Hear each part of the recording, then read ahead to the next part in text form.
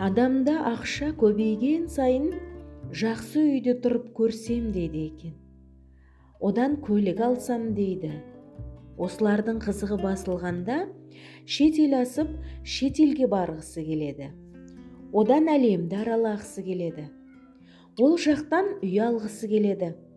Мынау дүниелік қызықтың бәрі таусылған кезде адам космосқа ұшып барғысы келеді екен.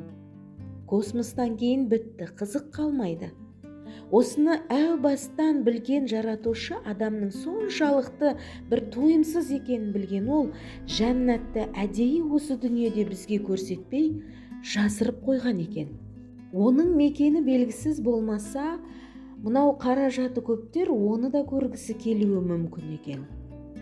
Бұл дегеніміз оның жәннатына ешқандай қаражатпен емес, тек өзіңнің жақсы амалдарыңмен ғана кіре аласың деген сөз.